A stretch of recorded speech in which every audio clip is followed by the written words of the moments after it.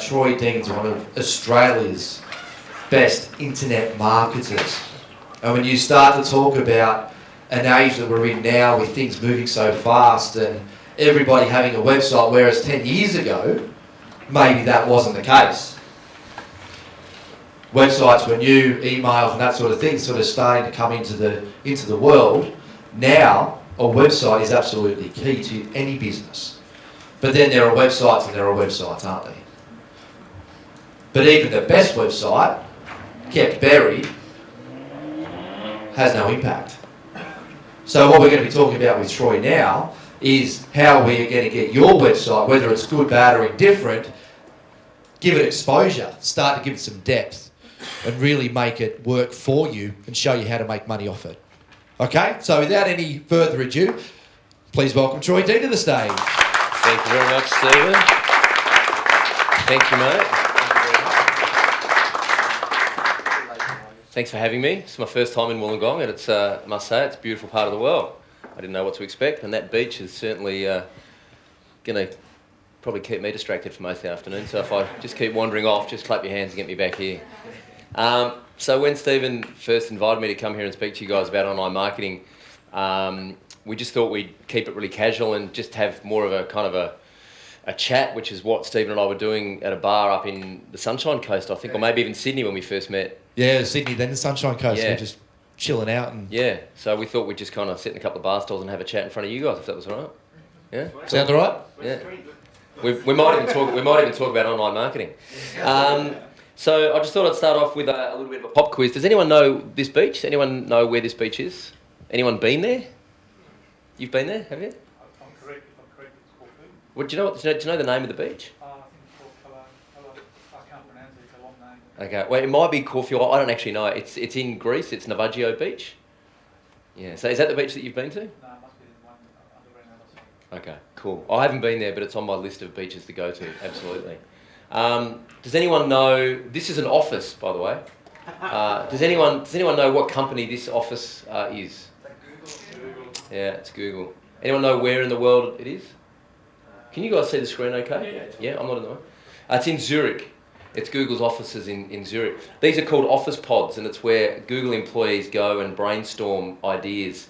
And I reckon at the office Christmas party, they probably get in there and drink champagne and snog. I bags the green one. It's built for it, isn't it, you know? Does anyone know who took that photograph? Anne Geddes. Yeah. I love this. Does anyone have any idea which country this might be in? No? Any guess? Anyone? Thailand? Anyone else? America? Australia? It is in the UK actually. It's at Howlett's National Park near Canterbury. And this gentleman here is a zookeeper, and he's raised these 5-month-old tiger cubs since they were born because their mother abandoned them. So he's actually hand-fed them with milk bottles since they were born. Yeah. And does anyone know who this man is? No? Anyone read the 4-Hour Workweek? Tim Ferriss, yep. Tim's got 3 best-selling books now, 4-Hour Workweek, The 4-Hour Body and The 4-Hour Chef. He likes doing things in 4 hours. I'm waiting for him to release The 4-Hour Orgasm. 4-Hour Chef wouldn't be that good either. Well, I reckon it's about 3.5 hours of cooking and eating and then, half hour action time, yeah? Yeah. Tim's got, his whole philosophy is called the minimum effective dose. It's how you get maximum result from minimum effort, which is certainly something I aspire to. So why am I showing you all these photos and telling you all the stories? What's any of this got to do with online marketing? Well, online, this is your competition. Okay, so we're all grown-ups here. We're all highly functioning adults. So I have this saying that online you are competing with porn. And it doesn't necessarily have to be pornography. It might be gambling. It might be websites of kittens. It might be, it might be Tim Ferriss. It might be whatever your thing is, whatever your obsession is. That's what you're competing with if you're going to use the online space to try and engage your community. So the thing I like about all of these stories is that they're remarkable, and the definition of remarkable means that it's worthy of note. So it is worthy of making a remark upon. Yeah. Is it worthwhile just seeing who in the room's got a website? Yeah, sure. Raise a hand. Yep. Yep. Everybody's got a website? Well, Sure. more than one website. Keep your hands up. Yeah, put two hands up. Yeah. So these are the people that you're competing with. Yeah. So In that so space. so if you've got a website, raise your hand. And so leave your hand up if you're actively generating leads from that website. From the website. Leave your hand up if you're actively creating leads into your business from your website and you know where they're coming from and you can measure it. A few hands go down. Leave your hand up if you know how much it's costing you to generate one of those leads from your website. Okay. So this is the kind of thing that we're going to be talking about today, and hopefully by the end of today you'll all have a very clear idea of some practical things you can do to start getting towards that goal. So so I have a confession to make. I used to be a social media consultant, and most social media consultants don't know what they're talking about, and I was one of them. And I said to Stephen when he invited me to come in today, I said, on the proviso that I give you guys my best, that I don't hold anything back, that I add as much value as I can, and that I cut through the crap, pardon the French, yeah? So I'm just going to cut through all the crap, and there is a lot of crap out there when it comes to online marketing, but I want to give you guys the stuff that I know absolutely works. Just out of interest, curiosity, a definition of internet marketing or online marketing. Can anybody offer us what their definition is? Jason, you're in that space. A presence online that people notice is online marketing. It's not necessarily the individual advertising you would do on certain sites or with certain companies, but it is your presence getting noticed and standing out from the pack. I mean, without it, you got nothing. So You're in the that mix, would be my definition. Excellent, thank you. Anybody else? Internet or online marketing? Girls, any sort of feedback? I've seen your emails come through. You've got a good website. What's your definition of internet marketing? I'm creating relationships with people. So creating relationships with people. Yeah. Yeah, interesting. Excellent, thank you. Terry? Well, look, we use it as what's the word for it, as a CV or, just telling people who we are. Yeah, so using it as a CV and telling people who you are. Yep, so that's... Karen? I have another business as well, and my site's similar to that. Mine is really a credibility site more than a... brochure site. Yeah, more than a leads site. Because people will look me up to see, is this person good or not? Yeah. So it's interesting. So we've got a different range of answers there. Yeah. And some sort of are internet marketing, and then we start to shift to websites. So difference for you? So so I guess the difference for me is that so that's a great, it's a very common example that I need a website because when I meet people at functions or I go to sales meetings, people look me up and they check out my website and I need credibility. But what we know is about 98% of traffic generally that hits a website is going to bounce off that website without actually doing anything. So my approach is I want to know who those 98 out of every 100 people are, and I want to try and capture as much information about them before they leave the site so that I can follow them up. And that, for me, is the low-hanging fruit in most websites. Yeah, I think what I do very poorly at the moment with so we've got a clothing brand called Number 10 Teamwear. We have people visit that regularly. I don't capture any information. If they've come onto my website, and we've worked very hard building a database of all soccer clubs and sporting clubs around the country, and we target them with emails and other things.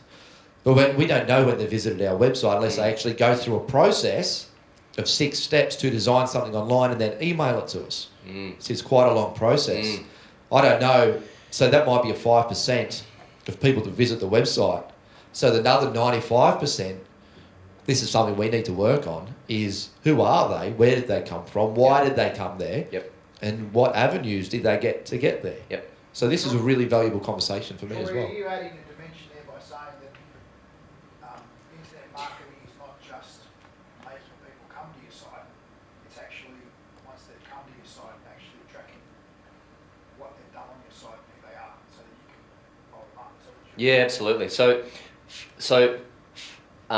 for me, online marketing is about and Alice touched on this before about tribe. I don't know if any of you guys have ever read any Seth Godin books, but he's one of my favourite business authors. Online marketing for me is about building a tribe of people who know, like, and trust you. And I'm going to show you some examples throughout this kind of talk about what that actually means to your business. So I'll give you one example.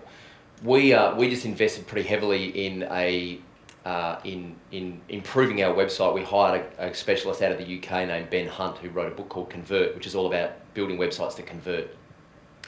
And we needed to raise some cash pretty quickly. And we're a bootstrap business. My software business is a bootstrap business. We carry no debt. We have no investors. We've just built the business from our cash flow from day one. But we needed some cash quickly to pay this guy so that we could get some things up and running. And I said to my business partner, we sell software on a monthly subscription. I said to my business partner, we get about 8,000 people in our database, right? And about 1,000 of them buy our software and they're active customers. But the rest of them, they've signed up for these free ebooks that we give away over the years, and they're really good ebooks, which I'll talk about a bit later. But they're just sitting there, and we're not really doing anything with this database. Occasionally we email them, but we weren't really nurturing those relationships very well. So I said to my business partner, I reckon there's money sitting in that database. And so I said, with your permission, I'd like to experiment on that database. And he said, go for it. So I built a sales page for a webinar that I hadn't made yet. I hadn't made the webinar yet. Okay, you guys all know what a webinar is? So I hadn't made this webinar, but I knew the benefits of this webinar. I knew what I was going to be able to teach this tribe. And this tribe they're web developers. Okay, that's the niche that we're in. And I am a web developer, so I know exactly how to communicate with them, and I know exactly what I can teach them. But I hadn't built this webinar yet. So I put together a sales page. It took me about a day and a half to put together the sales page, the email, and the whole sales funnel that was going to go along with it. And I said to my business partner, we'll price it at $197 a ticket, and we'll do an early bird special for $97 to begin with, and we'll have 50 of those tickets, and then we'll put it up to $147 and then $197. If we can make $5,000, I'll turn up and do the webinar. It'll be a bit of fun. We'll get a bit of quick cash. Well, we made $10,000 in 48 hours, and it blew my mind how quickly the tickets sold out. I'd never actually sold tickets to a webinar before. I'd used webinars to sell other things. And the feedback we got from our database, we surveyed them afterwards, everyone who was on the webinar, the feedback we got from that webinar was the best, most positive. We had 84 people buy tickets, 78 turned up to the webinar, which is astronomical. And the 6 that didn't, I knew couldn't, because they emailed me in advance and said, I can't turn up because I've got commitments with the kids. Can I have a recording afterwards? And I said yes. 55 filled in the survey afterwards that we sent them, which is unheard of. It's ridiculous. I mean, it's so difficult to get even 50% engagement. And how engaged they were on the webinar, it's the most unbelievable positive experience we've had in our business. And I absolutely know the reason that happened is because we have a tribe of people who know, like, and trust us. And that's taken us a few years to put that together. So curious, who here's got a tribe of people? Yeah, absolutely. Who here thinks this can work for them? Yeah, who here wants to know how to do that? Right. There's a couple of, I'll let you in on a secret. There are no secrets in business. There are just truths that you haven't discovered yet. So I'm going to show you today some very simple tweaks that you can make if you've already got an online marketing strategy, or if you haven't, some very simple things you can do. And at some point you might be thinking, well, yeah, that's really obvious and that's cool. But if you're not already doing it, just give it a shot, because I promise you you'll get better results if you just tweak a couple of small things. So, speaking about cutting through the crap, has anyone ever heard this quote before? Anyone ever read that in any kind of literature or seen that on any social media expert's website or anything? Versions of it. Yeah, it's crap, okay? Anyone ever seen that one before? It's one of my favourites. Yeah, that gets bandied around a lot. So your return of investment for using social media is that you will still have a business in 5 years. Yeah, right. It's crap. That's garbage. Yeah, it's crap. Into the bin. This, on the other hand, is not crap. This comes from one of my favourite mentors in the States, a guy by the name of Dan Kennedy. Anyone familiar with this? Yeah. So this is the lifestyle that I'm choosing. I'm very particular about who I work with, because most people frankly give me the shits and drive me nuts because of their inaction. I mean, that's the truth of it. So, and the beauty about online is that you can, with very low cost, you can set things up that attract exactly the right people to you and repel everyone else. And my definition of good marketing is that it should attract who you want and repel who you don't. So if your marketing is not repelling anyone, then you're probably a little bit too boring and playing a little bit too safe. So a couple of things. One of my clients was Jessica Watson, that 16-year-old girl who sailed around the world on her own. We ran her digital strategy while she was out in the yacht, which was a huge learning curve for everyone. And How did that go? how did what go? The journey or the digital strategy? The journey didn't go so great, did it? Or probably more the digital strategy. Just. Yeah. Or what did you do? Because she's obviously out on a boat travelling around the world. Yeah. So we managed all of her content. She was seeing a lot of content off the boat. We managed her blog. We managed her. At that time, we were managing her Twitter, her Facebook, her Flickr feed, and her YouTube channel, because she was taking video and photos off the boat. And sending it back to our servers, and then we were managing all the content, building that community, managing her blog, which was ridiculous. We brought down a couple of Australasian data centres while she was at sea.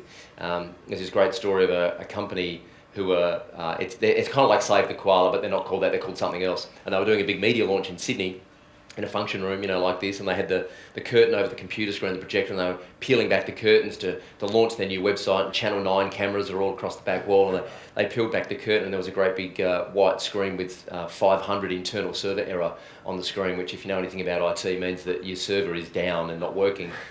And that's because they were on the same machine as Jessica Watson's website, and something happened while she was at sea, and everyone was hitting her blog, commenting at the same time, and it just brought the whole thing to its knees. So that was a big learning curve. It was a great learning experience. Commercially, it was a disaster, but it was a great learning experience. On the back of that, it kind of opened some doors, and we got to work with FebFast to raise over $1 million for the drug and alcohol sector by helping people give up alcohol for the month of February. God knows why you'd want to do that, but anyway. And then just work with Cricket Australia and the Formula One Grand Prix on website stuff. So the whole Jessica Watson thing really was just kind of help put us on the map to get some of those other gigs. Bit of a piggyback. Yeah, which is good because we got to learn a lot by experimenting on big projects.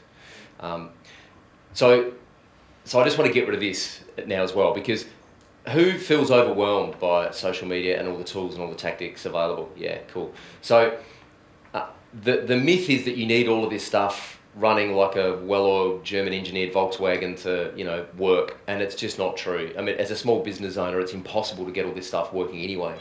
So, someone knows it's a slab of beer. $10 there, $10 there. Cool, excellent. That's us. $20. So you don't need any of this stuff. Some of it might be helpful to achieve what it is you're trying to achieve, but you don't need any of this stuff. It's So what have we got there? Obviously, Well, Facebook's our big one. Yeah, And YouTube. This is a graphic basically that I can tell you social media gurus use to frighten clients into submission. I mean, that's basically the point of that graphic. This is your online strategy. You're overwhelmed. You're bewildered. You can't possibly do it all. That's okay. We'll do it for you. So I'll give you one example. My software business, we sell software to web developers. Web developers spend zero time on Facebook. Okay, Facebook is kind of the laughing stock of the.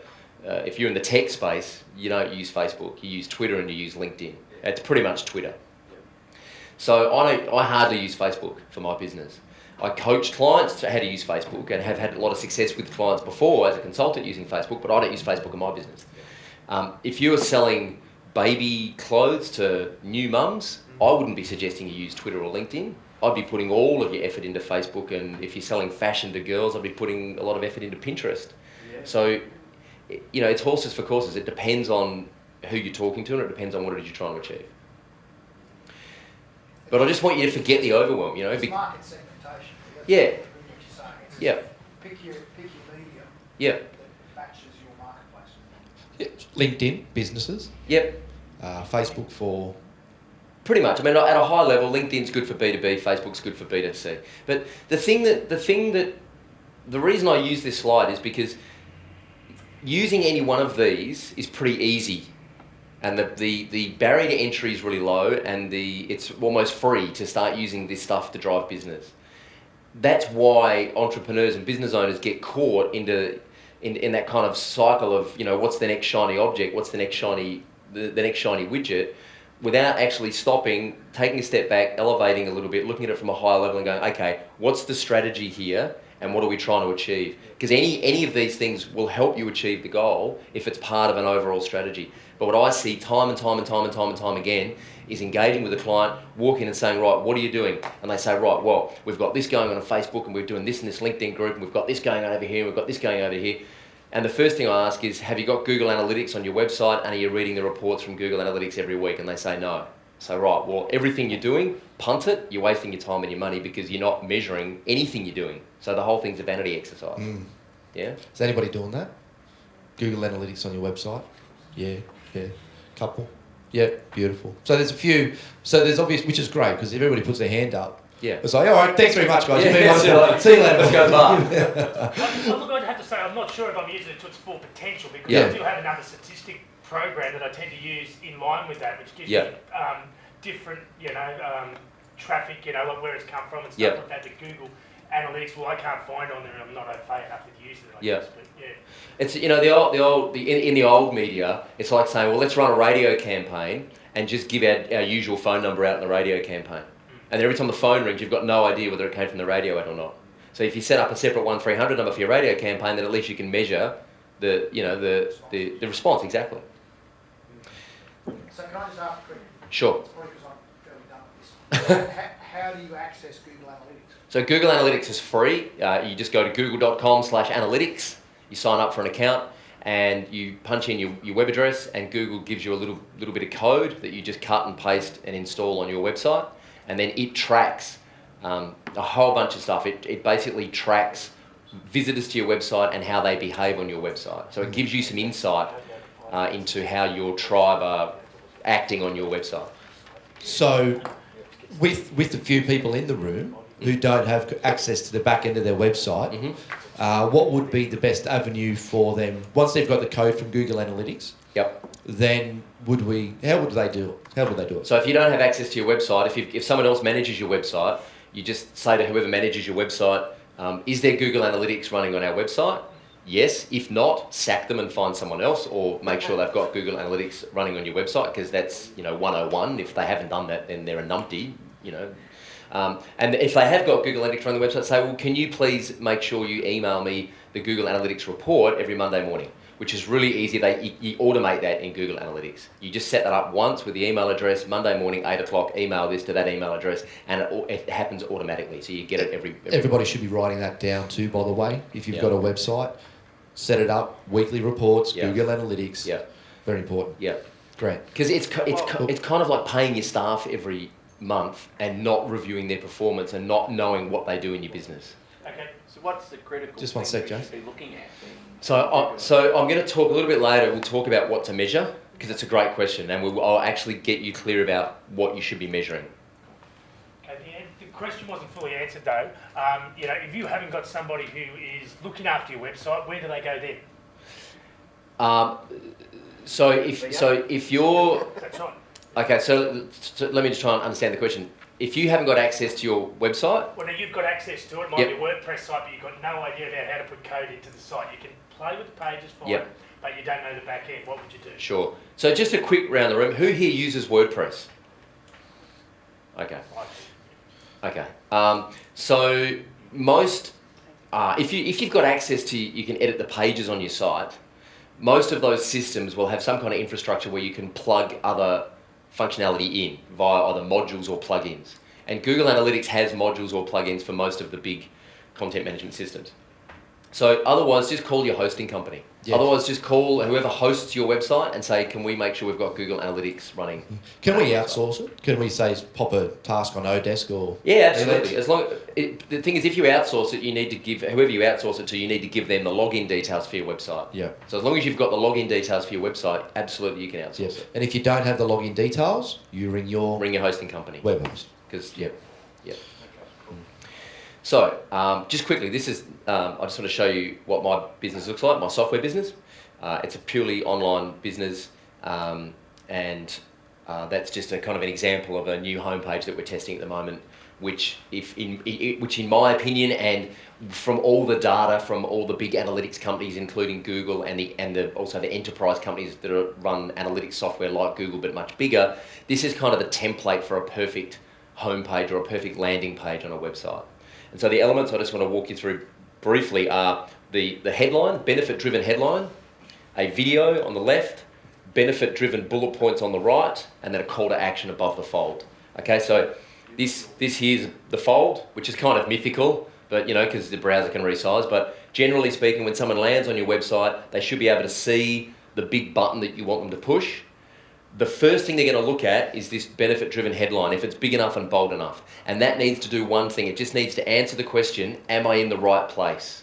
So if you're targeting, say for example, you sell IT to accountants and you're targeting accountants, and the only people that, in a perfect world, that you want to do business with are accountants, then this headline should say, attention accountants. If your current IT solution sucks, you're in the right place. Something like that. Why? Who am I? Am I in the right place? Yes. Why am I here? What's in this for me? Cool. What do I do next? Play the video, benefit, push the button. Yeah? You kind of got to treat people like they're 6 years old on the internet, because they are. I mean, if you make it too intricate and too tricky, you just lose them. Yeah, take the thinking off the table. Some Yeah. 6-year-olds have got more knowledge. Yeah. It's more the attention span, isn't it? It is. Yeah. With a 6-year-old. It is. They're very quick. That's You've right. got another option there, straight. in That's front of right. you. Yeah, Don't I make mean- people stop. Yeah. That's right, because the kettle's going off, the kids are screaming, there's porn in the other browser, whatever your version of porn is. And I keep using that analogy, and I don't mean to be crass, but you are competing with so much information.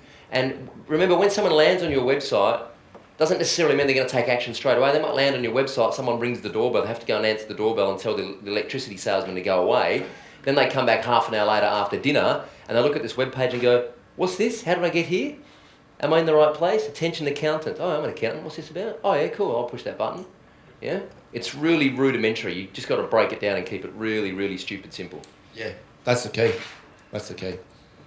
Cool. So here's the model that I'm going to walk you through at a high level. This is just a visual version of the model, yeah? Yeah, do you want to check in any questions? Paulie? When you've got a very complex service model that you're trying to actually put out there, Yep. that first landing page would be, I see that as very simple and not really hitting the mark. So how do you dumb it down, so to speak, to actually capture that? Yeah, look, that's a great question, and I'm happy to talk about that in more detail later on about your specifics. But believe it or not, we have a very complex product to explain. I find it, to me, it's blindingly obvious, but I find it extremely difficult to explain our product to people because it is so niche. If you can't explain your product in one sentence and a 6-year-old understands it, then you're not ready to have a homepage that's going to work. Because that's what your homepage needs to do. Your homepage needs to explain what it is you do to a 6-year-old in one sentence, because that's all you got. If you can't do that, you're going to lose them. And don't take my word for it. Run Google Analytics on your site and have a look at how many of them you're losing, because that'll tell you that, Have we got 2 minutes to Yeah. let the guys just take 2 minutes? We'll turn the music on softly. Take 2 minutes to write down how you would explain your service or your good. product to a 6-year-old in maybe 3 lines or 4 lines, Troy? Yeah. Yep. Something that you would use as a heading for your website. It's got to work, and the reason we'll do it now is because if you don't do it now, it's going to be hard to do it once we leave this room. Alrighty. So is it okay if we go around the room and ask a few people what they've got? And then having Troy in the room is just amazing, so he will even throw a few different things at us as far as the ways we can help you improve it and tweak it so that you can get better results.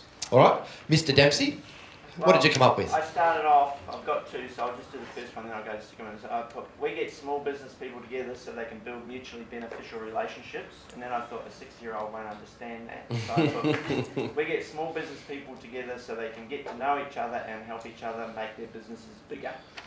All right. Sounds good. Happy with that? Yeah. Yeah. Yeah. Is there any areas there we can tweak a little bit? You know, I'm just kind of curious to hear where we're at the moment because Alright, good. I'm going to share a model with you and maybe then get you guys to do this again at the end of the session and see how That's much easier it is. Wonderful. Yeah? Cool. Alrighty, Jude, do you want to share yours, or maybe we might wait until after? I'm struggling with mine. All right. So tell me why you're struggling. Well, I'm wanting to create my website. I'm sort of really tweaking it at the moment. I'm in that Doreen Virtue kind of well-being, inspirational, you know, I run gratitude workshops, 7 strategies of happiness. A 6-year-old's already happy, and I was thinking when people come to the site, they might think, oh, I'm very happy, but they're actually not. People don't know that they're not happy. So that's an easy. So you think you're happy, but you're not. Click here. No, you're not that happy. You think you are, but you're not. You think you're happy now? Sorry, that was. I don't know how to language Okay. it. I think you might find it easier once we have a bit of a around the room and I work through a bit of a framework with you and throughout the course of this as well. You might find it easier in about 45 minutes time to actually write that down. Great. Would anybody else like to share theirs? Jace, have you got one that's... No, sorry, I was busy helping the other guys. and you didn't work on your own? It's a bit like the airplane when it's crashing. Put your oxygen on first, my friend. Yeah, look after everyone else. So, all right. Dan? It's a bit of a stretch, I know, but we're going to... Well, at the moment, I'm pretty much taking whatever I can get. So what I wrote is just specialising in full property landscapes by qualified landscapers. Okay. That's what I've really gotten. All right. What's a good starting point? Yep. Yeah. Tony? I think I've learned in the past, for example, in advertising on pages, I always put not your store name, but put down 5 reasons why you should, or for example, looking for a diamond, 5 things you should know. All right, great. Right. So Tony's in the jewellery space, a Great. retailer, Okay. looking to go online. One Yeah. of the finest Yeah. jewellers in Wollongong. So, So did you guys hear what Tony just said? So I don't know what Tony does, but his headline was looking for a diamond, 5 things you must know. Now, if I'm looking for a diamond, I'm interested. If I'm not, I'm out of here. Perfect. Yeah? So what Tony's done differently is Tony's talking to his target audience about the benefits that he has for them. And that's the big canyon that most small business owners have to cross, is to stop talking about yourself and the features of your product and how technically good you are and how skilled you are, and start talking to your customers about how what you do benefits them. Because that's the best way to get someone's attention, is to start, if we're in a crowded room and, there's all kind of chit chatter and, it's maybe we're having drinks tonight and everything's getting a bit noisy and I just want to see Stephen across the room. I say, hey, Stephen. Straight away he's going to look up and turn around because his name gets his attention. But if I'm in a room full of, mixed kind of business people and there are some landscapers here and I don't know your name and I stand up here and I say, hey, attention landscapers, you're definitely going to turn around and look up at me, yeah? Because I'm now talking about something that gets your attention. And so the best way to get someone's attention online is to talk to them about the benefits that you've got for them. And that's what Tony's done really well. Forget about your logo, your business name. If you're looking for a diamond, these are the 5 things you need to know.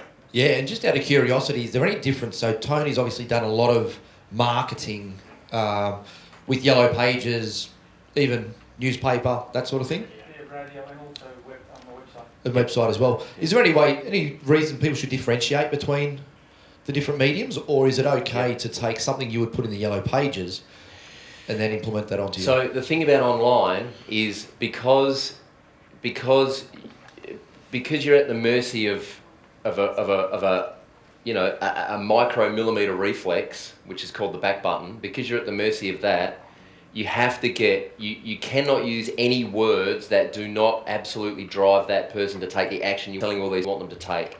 So this headline is still not perfect. We're still playing around with it. Yeah, it's still. I lose sleep. I lay awake at night thinking about this headline because this headline means is, you know, I can double my business by getting this headline right. I'm not kidding you. I'll talk about conversion rates a little bit later, but my conversion rate on this website is still less than 1%. If I can get that conversion rate to 2%, I double my business. I'm having a whole different experience on the planet.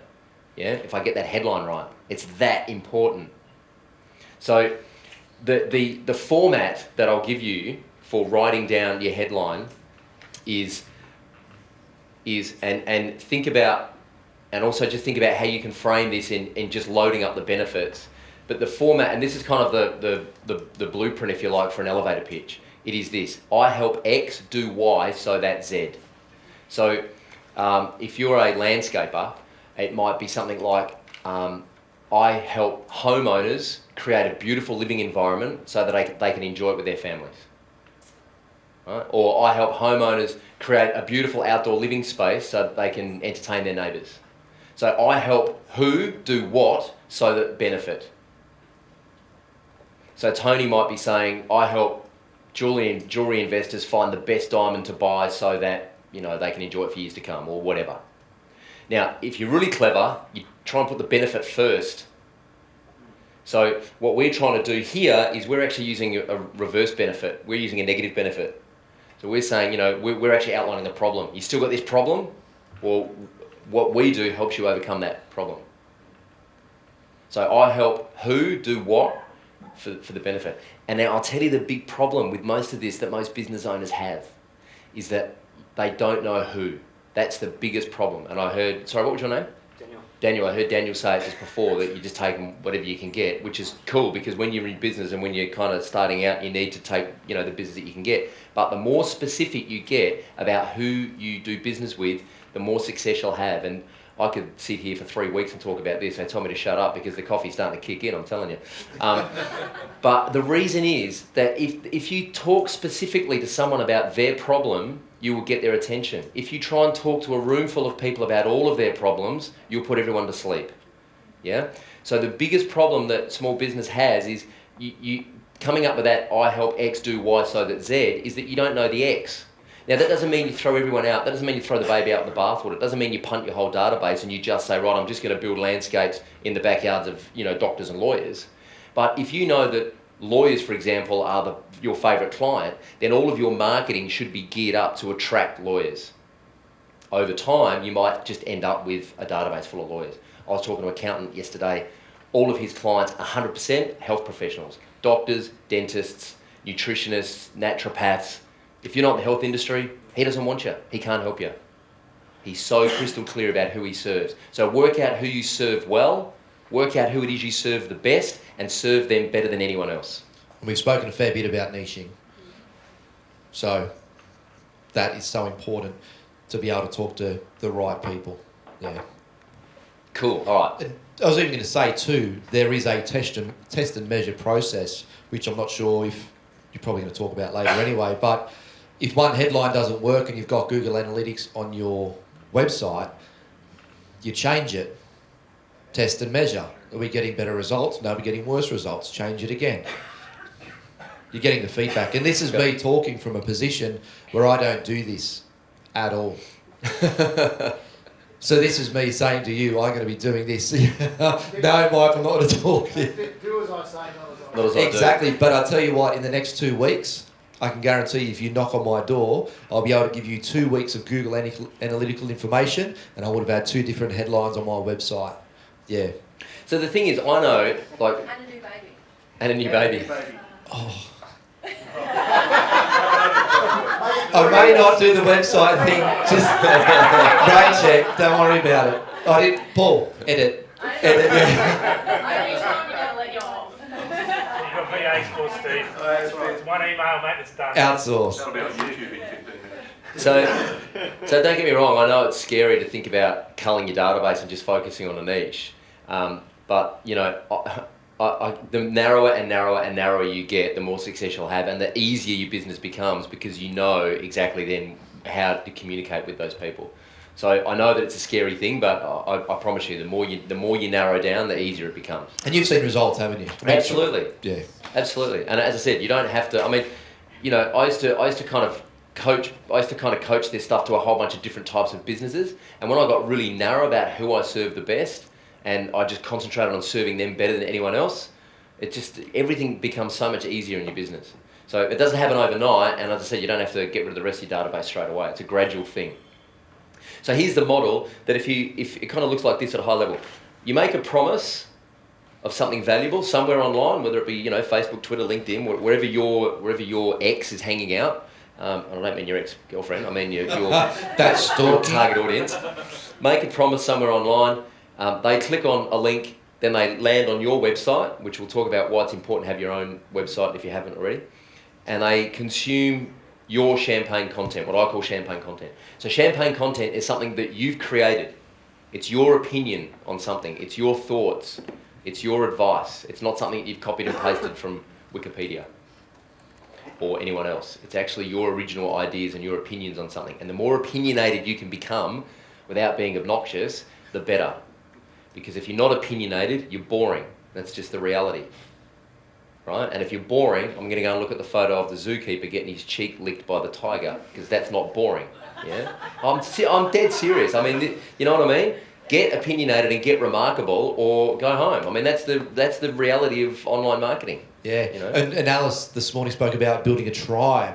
Yeah. The only way you can build a tribe is to inspire or educate or do something. Yeah. Tell people stuff that they want to know. Yeah. I'm trying to do it in this business education space within the Illawarra. So now I'm trying to use that more with social media, and you'll see more posts from me. Just my thoughts that I think of every day. Now I'm posting, and our likes in our web page, which our Facebook page, which I'm trying to get up to 1,000, is our first milestone. But good quality people has gone up probably about 120 or something in the last few weeks. And some of those things that float my boat and inspire me, like if somebody tells you can't do something, well, you get up, you go do it, and you shove it in their face. That's me building a tribe, but it's also me just sharing my thoughts. Because people tell me this thing's not going to work. Fuck you. I am going to make it work. Sorry for swearing. It is going to work, and I'm going to drive it till it works. But other people read it and they go, yeah, you know what? Other people tell me that my business isn't going to work. Yeah. Yeah. So have something. Yeah. Everybody's got their thing. Yeah. People want leaders desperately. Yeah. And most people are too scared to put their flag in the sand and say, righto, I am pretty sure I know where I'm going. I don't know everything.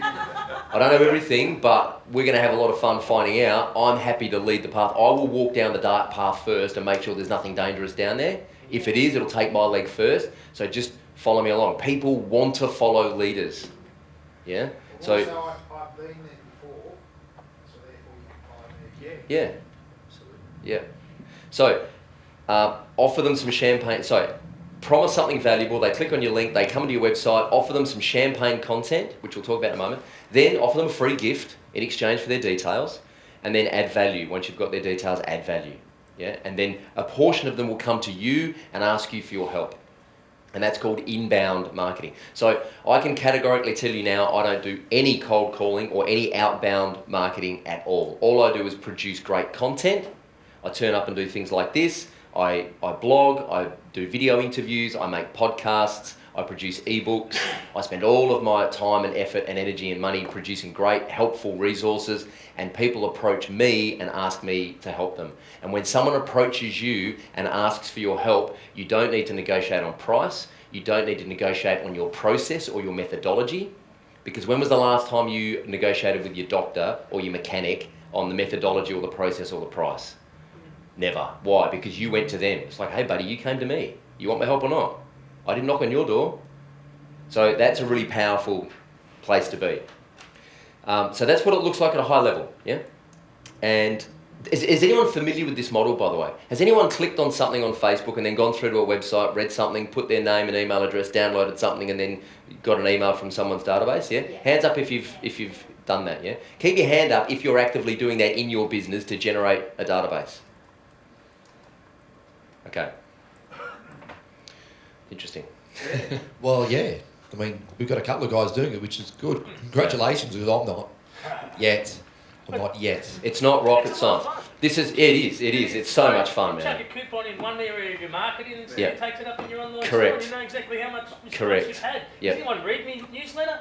I chucked 10% off this weekend at $3,500 orders worth of orders by the time I got up this morning. Yep. Yeah, well, that worked. Yep. Do I do it every week? Well, I tried that.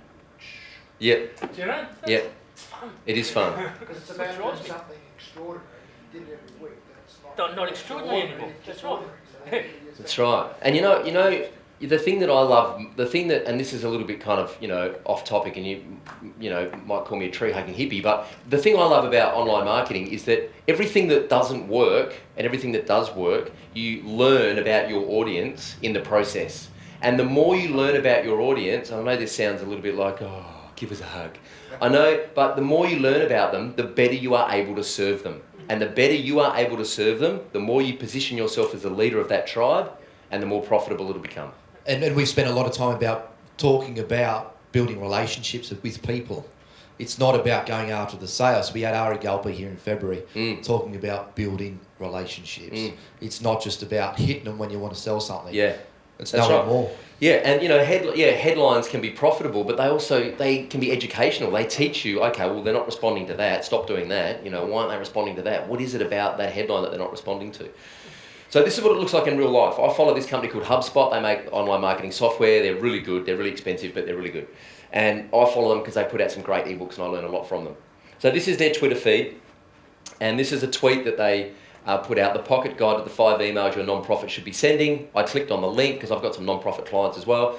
And I went through to this page, which is their champagne content. It kind of outlines their content here. And then there's a free gift here that they've packaged up and a picture of a little iPad and a cup of coffee. So they've increased the perceived value here of their free report by saying, hey, make yourself a cuppa, read it on the iPad. And then here's the call to action. Download guide now. So you put your details in there, download the guide, go through to this page. Step 1, I put these arrows in, by the way, emphasis added. Step 1, click here, download your guide. Step 2, here's a soft sell. Hey, you want to see our software in action? Get a free demo, right? Then here's the free guide that you read, and then here's the emails that they send you over time, adding value, adding value, adding value. That's what it looks like in real life, okay? So that's it, that's a visualization of the model. Now, this whole thing is built around what I call the online marketing blueprint, which is basically this. Now, if your eyes start glazing over at this point, I'm going to come and hit you on top of the head, okay? Because I can guarantee you, this is where you have an opportunity to start getting some of this right, because most people don't do the first couple of steps. So, and the reason they don't is because it's boring, it's not very sexy, and it sounds a little bit like work. But if you don't get the first couple of ducks in a row, then what you'll end up doing is drowning in tactics and not actually having a clear strategy and a clear path forward, okay? So I'm just quickly going to drill through these, and then we're just going to have Q&A, and I think we're going to do a live case study on someone's business and how you can install this blueprint in your business, yeah? So first of all, you need to have a game plan. And the game plan really is you need to know your X. You need to know exactly who it is you serve. Who is your perfect customer? Because you can't market to everyone at the same time. You can't keep everyone happy, so don't even bother trying. So in the landscaping business, for example, you might say, well, I've got all sorts of different clients. And we've all got all sorts of different clients. But you can't market to all sorts of different clients at the same time. So the question you've got to ask yourself is, if I could give you 100 new clients right now, but they had to be clones of one of your existing clients, who would that existing client be? Okay? That's good. Did you hear that? I've never heard it put like that. Yeah. It's a good photo too. So, who's profitable, who refers work, who respects your opinion, who doesn't give you grief, who pays on time, all that kind of stuff. Who is it? Write down your perfect customer right now that you currently have in your business. Yeah. Because the more you can understand them, right? And you might have multiples. So if you're a retailer, for example, you might have multiples. Say you sell, vitamin supplements online. You might have a whole bunch of vitamin supplements or protein powders for guys, and then you might have a whole bunch of, other stuff for girls. And you might have stuff for young girls, you might have stuff for older women. So you can have multiple kind of perfect customers in your business. But every communication piece that you put out has to be targeted to one of them. So you can't write a blog post and offer a free coupon that's going to appeal to everyone. You write a blog post about this protein powder and, whatever it does, and the benefits of it, and then you offer a coupon code for that protein powder. And that is aimed at a 27-year-old bloke, not a 65-year-old woman. Yeah? So you can have multiple perfect customers in your business, but each marketing piece has to be targeted at just one. Who's asleep? Dog. Busy writing it down. Okay, so that's powerful. So once you understand who your perfect customer is, and this is where I swear, this is where half the room falls asleep every time I talk about SMART goals. People go, oh, SMART goals, they've been around since 1914. The reason I love SMART goals and the reason I think, does anyone not know what a SMART goal is, by the way? Okay, so the acronym SMART stands for specific, measurable, achievable, relevant and time bound. And the reason I love SMART goals in terms of online marketing is the measurable bit. So because you can measure pretty much everything you do online like you can't offline. You can measure how many people open your emails, how many people click on links, how many people watch a video, how far through the video they get before they abort mission. You can measure so much that if you don't know exactly what it is you're trying to achieve, then how do you know when you've arrived?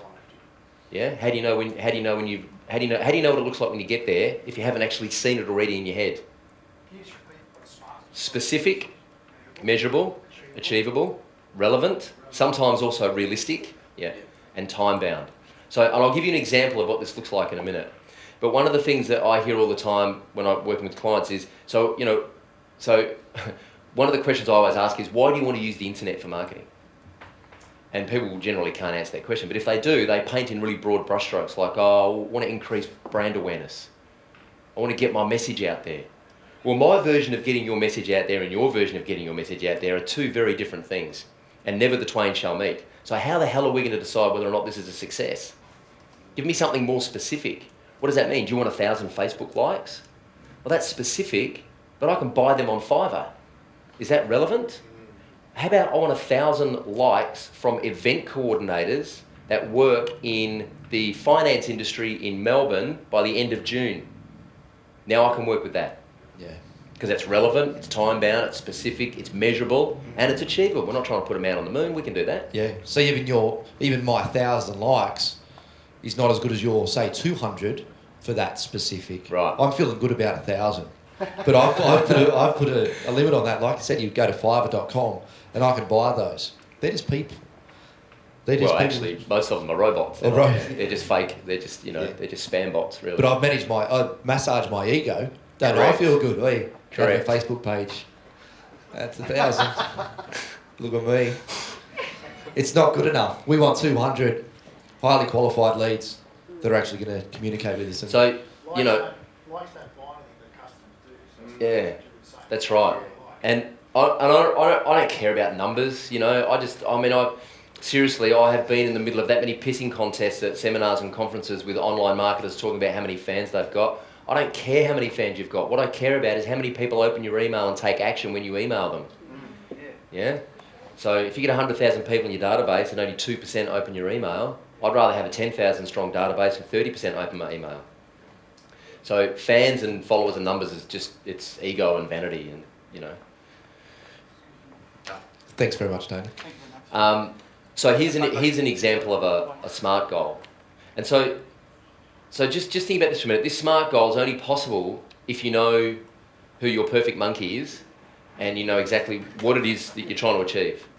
So the combination of that is something like this. I want to collect 50 email addresses of small business owners in the IT space, and in brackets I've put Craig because I actually know small business owners in the IT space, and most of them are named Craig for some reason, in Melbourne by September 30. So I'm working with an accounting firm at the moment, and this is their SMART goal. This is exactly what they want to achieve, because they just want small business IT clients. That's who they want. So they want to collect 50 email addresses of Craig's by the end of the financial year. Right? So everything else in their online marketing strategy now becomes really easy. Because guess what? They're not going anywhere near Facebook. Would be a complete waste of time. So, once you've got that sorted out, position yourself and become as attractive as possible to Craig. And how do you do that? Well, you understand the square peg that Craig's trying to shove into the round hole, understand what his biggest problem is, which in this case might be hiring staff, finding and keeping good staff, and then start producing something useful to help him with that problem. Now, so I'm working with an accounting firm, right? And what they're doing is producing some some white papers and some free reports on how to recruit staff in the IT industry. It's got nothing to do with accounting. But it's got everything to do with their problem. Correct. It's got everything to do with getting the attention of Craig, who is the tribe that they're trying to build. So your action step is to create something useful that solves a problem. So, you know, my fiance's cousin is a landscape gardener, and he has got some great clients. He works in some pretty wealthy suburbs in Melbourne, but he's you know, he's really reactive. His business is really reactive. He just kind of responds to people asking him to come around, and he spends a lot of time quoting, and he wants to get more specific about the type of clients that he works with. And what he's worked out is that the type of clients that he likes the best are really hard-working males who are away from home a lot, and they have a wife and young family at home, and he just wants the cave to look beautiful for his family while he's away, and he kind of feels bad that he can't do it because he's off working so much.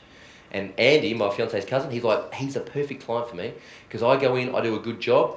That guy thinks I'm Christmas because I'm basically looking after his cave while he's away. And the amount of trust that is in that relationship is huge, right? So we're now working together to say, okay, what is it that you can, how can you start to get more of his attention? You know, forget about the fact that you're a landscape gardener. What is it that you can start to produce that gets his attention? So what is it, what problem does that guy have apart from the fact that, you know, he's working so hard and he hasn't got time to work around the garden? What problems does he have in his life? Does he have time management problems? Is he stressed? Is he working too hard? Does he have cash flow problems? Profile that guy and understand his problems so much that you can start producing something useful, because that's what will get him to your website. He's not really looking for a landscape gardener because he doesn't even really know that's a problem at this stage. He's got all this other stuff going on in his head. So if you can start to tap into that noise and start to be useful, then you'll get his attention and then you can start engaging with him. Does that make sense? Is an example of that, for instance, to say this type of fellow that you're talking about, to pitch tickets to a sporting event that he might be interested in? Yeah. Is that something? So, Is that the carrot? look, I would suggest no, because, and the reason I say that is because I've worked with a property development company who give away grand final tickets every year in Melbourne. And so they get all this buzz around, you know, June, July, August, September, for people signing up their database and entering these competitions and trying to win grand final tickets, and then for the other 8 months of the year they can't get arrested. You know, and it's like, well, that's not relevant to your business at all. People only care about the grand final tickets. I would do that kind of thing for my existing clients, to build a brick wall around them and to really nurture those relationships. But attracting new clients, I try and make it more relevant. Yeah. It sort of jades the inquiry, doesn't it? The lead. Yeah. It's not so very hard to distinguish whether it's a really relevant, good lead Yeah. or whether it's just a nice one to get access to something that's really cool.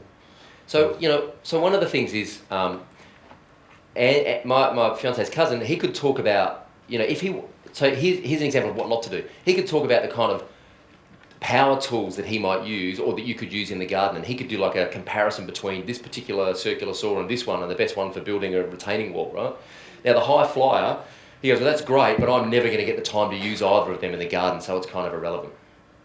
But I might actually be interested in which airline has the best lounges around Australia, or I might want a comparison of different car rental companies, or you know, I might actually want some help with my schedule. So there's this website called TripIt, which manages your travel, and if you're a big traveller, a lot of people use TripIt because it manages all your itineraries. So Andy's kind of producing he's trying to get his head, and he hasn't quite nailed it yet, but he's trying to get his head around how he can help this high flyer and this frequent traveller travel easier and give them resources about how to travel better and how to know, you know, which car rental companies to use or which hotels not to stay in or what's on when.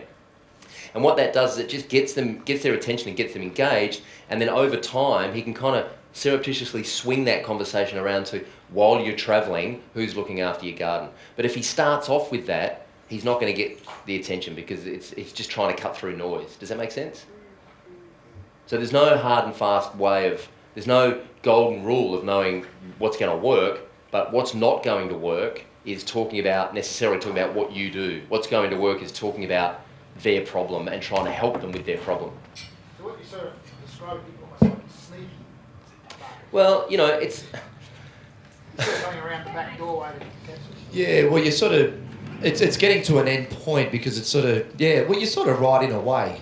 It's look, it's like I always relate it back to dating, right? The definition of a bore is someone who talks about themselves all the time, and the definition of a sycophant is someone who just talks about you all the time. Yeah. So the perfect balance is someone who is really interested in you and makes you feel like you're the only person in the room, but also reveals enough about themselves to keep you engaged. And that's kind of the balance that you've got to find. And I think as long as you're adding value as well. Hey? That's Alice. Yeah. Who said the word orgasm? Everybody laughs at that, orgasm. Everybody laughs at that word. So here's an example. If you're an accountant and you want Craig, who works in the IT space, you could write a blog post that is called the top 3 questions to ask during interviews to recruit higher quality staff. Really simple. And this is just designed to get Craig onto your website engaged. Because I can guarantee you, Craig is not searching on Google for a new accounting firm. Right? What he's searching for is, how do I keep my staff? Or how do I get better performance out of my staff? Or he might be searching for, you know, business networking opportunities, but he's not searching for a new accounting firm. So with Yeah. your cousin, then, so what he's hoping is the guy's going to be Googling car rental company or something like that. It's going to land on the landscaping page. Right. And so the way that Andy could do it is Andy could say, be really transparent about it and say, hey, I'm a landscape gardener and most of my clients are travellers. And what I've learned, most of my clients travel a lot for business. And what I've learned over the last 9 months of dealing with these guys is that for some reason everyone hates Thrifty and everyone loves Hertz. So I've done a comparison between the 2 companies to figure out why. Here's why you should use Thrifty, and I think this is why everyone hates Hertz. Now it would take maybe an hour to put that kind of content together. There's this amazing website called Google that you can go to and research all this stuff. You can fuel up really quickly, you know? Yeah. I just Googled this stuff on the plane on the way here. I'm just making this up, you know? Have actually also Yeah. saying that you're adding birds. One of the best marketers I know is Taki Moore. Yeah, And what Taki says is give them what they want yeah, and then show them what they need. correct. Yeah, so instead of going for what they need or what you feel they need straight away or even what you know they need, Yeah, find out what they want yeah, and then give them what they need. yep. So Taki's amazing. So, and just in terms of creating something useful that is going to help them solve a problem, here's a little trick I learned from Nick Bowditch, actually, from Facebook. You can produce content like this. I'll just let everyone read that for a minute. You can produce content like that, yeah? Or you can produce content like that. And that's the kind of stuff that goes viral and gets shared. That does not go viral. If you write a blog post that's just text like that and it goes viral, come see me because I want to interview you. Whereas this kind of stuff gets shared and gets liked and goes viral. So images and video is the most engaging form of content. So whatever, if you can, if there's any way you can produce content that includes great images and video and tells a human story, then you'll be ahead of the pack. Yeah, so images and video, and that has some kind of human element, some kind of human story. Okay, so now pretend we've got a lot of people on our website because we're producing stuff that they're interested in. Once they're there, we need to capture their details. And this is, the old days. It was you walk into a retailer and you have a look around, and then you decide that there's nothing here you want. And before you walk out, the smart retailer says, "Hey, before you leave, do you want to join our VIP club and get 10% off in the store? In fact, you can get 10% off today if you join our VIP club. Give you a little VIP card, make you feel really special. All we need is your name and your address and your phone number and your email address, so we can politely stalk you. I mean, we can nurture the relationship over time." Now, a percentage of people are going to give you their details. Most won't, but a percentage will. But I guarantee you what never happens is no one ever walks into a store and says, "Hey, if I give you my email address, can I get 10% off?" No one ever does that. So if you don't ask them for their details, they won't give it to you. So the best way to capture someone's details is to offer them a free gift. It's not rocket science. It doesn't necessarily have to be a coupon or a discount voucher. It could be, a free report, a white paper, a membership, a reward for referring a friend, whatever it is that's going to, whatever it is that's going to resonate with them and get them to take action. See this here? Be careful. be very, very careful with what you see on the screen as far as giving them as gifts. Bought 2 cases of wine for my business to give out as gifts. I think we gave them to about 2 people, and the staff took the rest. So you do a stock take on the red wine before. There's a guy in Greg, the rally driver. Yeah. He ran a campaign where he gave away a free little bottle of engine oil or something. Yeah, it was oil. It's like really low cost, yeah. Well, when low cost, it still cost him $9 or something per bottle. Right, and he was thinking maybe he'd give away a couple of hundred or something. Anyway, he tweeted it, and it got picked up on some Daily Deals website and went out to like 100,000 people. Yeah. And it just about sent him broke, because all of a sudden he had all these people signing up for the free little thing, and it cost him thousands to get this stuff and had to buy it and ship it out. He had to, Tens of had to thousands. honour the deal, which is a good problem to have. Although it wasn't, because it went viral, and this is what we've got to be really careful of, getting leads is what you were saying before, Mike, as well. All of a sudden he had to give away a lot of this oil, but it wasn't people, qualified leads that were actually inquiring for the oil. It just ended up going around a bunch of people wanting free oil. And so all of a sudden he's got a database of just a ridiculous number, like 10,000 or just something ridiculous. And maybe 5% were qualified. Yeah, but don't give away wine unless you keep an eye on it. So your homework is to produce a low-cost, high-perceived value gift to build your database. And what that looks like in real life is something like this. And everyone, I've heard a lot of people say, "Oh, an ebook, you want a free ebook." The first ebook here on the left, it's called A Better WordPress for Clients. For those of you that don't know, WordPress is a content management system for building websites. And so my customers are web designers who use WordPress and build websites for clients. So this free ebook, I spent about 2 weeks doing nothing but writing this ebook. Put a lot of time and effort into it, and most of the time thought I was nuts. I was sitting there going, "What the hell are you doing? Like, you're writing an ebook," and I had no idea if anyone was ever going to download it. But I just knew that picking up the phone and calling people and trying to sell my software wasn't going to work, and made me feel a bit kind of desperate. So it was out of pure frustration that I thought, okay, this has got to work. I'm convinced this is going to work. We get more testimonials from this free ebook than we do for the paid products that we sell. And this free ebook has built our entire business. Our whole database is built on people signing up for this free ebook. And there are now 5, I think, in the series. Once you sign up, you get them over a period of time. So everybody always says that. I could never write an ebook. Out of curiosity, do you want to spend the next 60 seconds writing down the name of your next ebook? Yeah. Maybe just to lock it in now. Sit down, spend 1 minute now just looking at your piece of paper. Everybody's got an ebook in them, Troy, do you Absolutely. think? Absolutely. Yes. Can we just share something with you? Yeah. Like, we're single mums, and we wrote an ebook in a day, and we had 2 kids, and it was raining. Yeah. So we got dried pasta, got all my cooking dishes, told them to go under the patio with some water, and they made us dinner, and they'd come in and say, "We're hungry," we'd quickly feed them, and then we'd sit back down and we'd write the next chapter of our Great. ebook. Great. So if anyone says, "I can't do it," if we can do it, anyone can do it. So what's an ebook? But, well, I'm meaning it in that obviously it's a script.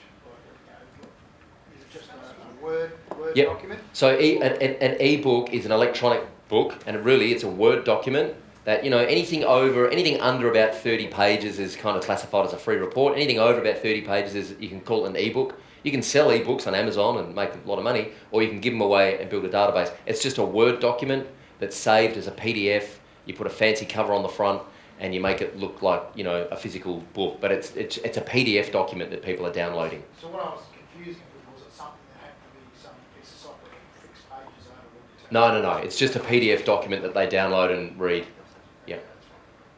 Yeah, and so I've done one for our teamwear business. Yep. The 7 things you must know about custom design teamwear.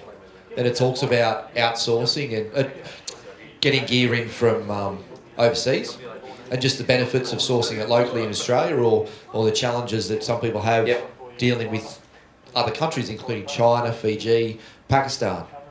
The 7 things you must know before you order your custom-made uniforms. What it is, I guess, an ebook is actually just giving people something that you know that they don't, that's going to add value. So if people get on your homepage and you say the 7 things you must know before you order, if some people spend $50,000 on their uniforms, before you spend your money, just read this. And they go, well, that's great, because some of our leads that come in don't actually know what they're doing. Great, some more information. So they put their details in, get the book automatically through a company called Aweber, that's what I use. They get the information, I get their data. I can then communicate with them on another level. I saw that you got a... Aweber is a system that you use to collect people's email addresses and deliver an ebook to them. But you can use it, there's a whole bunch of different technology or software you can use. It's like that sign up. Yeah, correct. It's like, that's right. So I'm really happy to have a conversation with you about that. Definitely, if anybody else wants to talk about it. So the most important thing is you've got to work out what it is they're looking for. What is it that is going to be enough of a magnet for them to actually give you their email address and download it? So what problem do they have and how can you solve it? And it's usually, the headline is usually something like, the 10 things you should know before, or the 5 things every X must know about Y.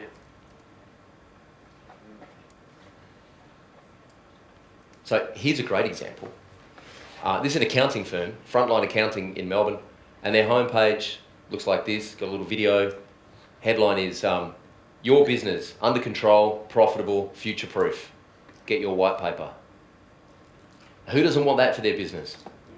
Yeah? So your business, it's not about them, it's about you. Benefit, under control, profitable, future-proof. Big green button. Get your white paper. Now, they're not my client. If they were, the mistake I think they're making is when you click on that big green button, you go through to this page and you put your name and email address in. I'd take that name and email address form and I'd put it right there on the homepage. Because I don't know how many conversions they're losing by adding that extra click, but it would be more than half, I reckon. So I reckon they could double their conversion straight away just by putting this form on their homepage. Yeah, and then what you do, you test and measure that. So you do what Troy's just said, see the conversions over a period. Yeah. And then, you've got the data there. So I'm just aware of time. I just want to scat through this and then get some questions from you guys and hopefully get you some answers. Once you've got someone's email address, we're just going to nurture that relationship. And the easiest way to nurture that relationship, again, think about dating. When you first meet someone, you don't want to be too over keen. You don't want to come across as being desperate, and you don't want to talk about yourself the whole time, right? You want to engage with them. You want to make them feel special, and you want to just take it slow. So, in a perfect world. And you want to be useful. You want to be helpful, yeah? So, the best way to nurture someone is just to email them every couple of weeks, every week, every 2 weeks, every 3 weeks, however often. Be useful and work out what their objections might be to actually doing business with you in the long term, and then overcome those objections one at a time. And usually the objections are price. No one wants to spend money. That's because they don't see the value yet. And another objection might be that they don't know who you are. They don't trust you. They don't know how long you've been around. They don't know what expertise you've had. They don't know how experienced you are. So you might just point them off to case studies of other people you've worked with, or other things you've done, or other achievements, or someone else who, say you're selling a particular technology, you might point them off to someone else who's using that technology overseas, who's not one of your clients. So it might be a third party kind of case study. So just work out how you can be useful and get them over their objections one at a time, until eventually they come to you and say, right, I'm going to buy the nutrition from your shop, or I want you to landscape my garden, or I want you to be my accounting firm, or whatever. They call you and ask, they engage with you, they approach you. So create something useful that helps overcome their objections. And that's usually just a series of emails that go out. You might call it an e-course, or you might call it a, whatever. It doesn't really matter what you call it. Just a series of emails that go out over time. So the example here is my accounting firm who's trying to attract the IT guy. They might produce a case study that says the reason Acme IT have the lowest staff turnover in the country, because they recruit properly in the first place and they ask the right questions in the interview process. Again, still really not talking about accounting or what they do, just trying to help, just trying to add value. So then how do you convert? For those clients that don't come to you and ask to buy, how do you convert them? And the best way to do that, I think, is to know the right time. Once you've added enough value and you've built that relationship, you make them an offer they can't refuse. And the offer basically is compelling and zero risk. Yeah. So the example with most accounting firms offer this thing called the free business health check. And I don't know about you, but I don't want a free business health check because it sounds painful. Yeah? Yeah. However, I might be interested in this, a complimentary business breakthrough session to identify the low-hanging fruit. I might be interested in that. I want to know if there's some low-hanging fruit in my business I can pick. Not really interested in a business health check. So it's more of a compelling offer and there's zero risk. It's complimentary. Okay, then my favourite bit is how do you master everything? And I know I'm skipping through this, but I want to get you guys to ask some questions. How do you master this over time? You can measure so much online. You can measure people visiting your website. You can measure people opening your emails, clicking on links, all that kind of stuff. So the easy way to do this is to work out what I call your magic metric. So the one thing that you could measure, the one thing that you can improve in the next 30 days that's going to add the most value to your business. So if you've got a website that's converting really well and is generating good money, then your metric is probably traffic. How do we just get more people to that website? In my case, my conversion rate sucks. We get good traffic, but our conversion rate's like 0.8%, which drives me nuts. What are some of the things? The metrics? There's traffic. Yeah, so traffic, sign-up rates or opt-in rates, which is people signing up for your free gift and joining your database. Bounce rates is a bounce rate is when someone visits your website and then leaves your website from the same page without clicking through. It's called a bounce. Imagine a trampoline. They bounce on and they bounce off. Yeah. And a conversion rate is the number of people that, well, conversions, technically conversions can be a number of things, but I think about conversions as the number of people that visit your website against the number of people that actually make a sale or buy a product, but it really is the action that you want them to take. Conversion rates can also be sign-up rates. If you're just offering a free gift to sign up, that can also be a conversion rate. So the conversion rate is how many people take the action that you want them to take. So when Troy talks about increasing a metric, these are them. Focus on one of these that you want to fix, that you want to improve. If your bounce rate is high, people leaving off the same page, got to find a way to make that page more attractive so they stay and click through. Would you agree that trying to concentrate on all these metrics at once and saying I want to improve them by 5% each, is that just too overwhelming? It's ridiculous. You can't do it. And the takeaway for me is, if there's one thing that you can take away from this whole session, and you can outsource this, you've got to work out exactly what every web page on your website should be designed to achieve something. If nothing else, it should be designed to achieve attracting an email address. And the easiest way around that is in the footer of a website, and the footer generally stays the same across the whole website. If you've just got a form in that footer that you have a little benefit and people can put their name and email address and sign up, then that form then appears on every single page on your website. So if nothing else, every page on your website should be designed to achieve one thing. And as I said, if nothing else, collecting an email address. So the thing that I want you to take away from this session is you need to have goal conversions set up in Google Analytics, and that's something you can outsource. In Google Analytics, you can measure a goal conversion, and I'll just explain what a goal conversion is. If I sign up on a website for a free gift, so okay, here we go. The goal conversion for this website will be this. The goal conversion, here's the first page, and then if someone clicks on that green button, they end up on this page. This page is what's called the goal conversion. If someone lands on that page, we've scored a goal because they've seen the home page, they've liked it, they've clicked on the button, they've now landed here. Goal or goal? Goal, as in goal, as in putting the ball in the back of the net. Goal conversion, not gold. Oh, it's alchemy. It's alchemy. It can be gold. So a goal conversion for me is when someone joins my database, they sign up for my free ebook, they then land on a thank you page that says, thank you for signing up, here's your free ebook. That's the goal conversion page. And you can track that in Google.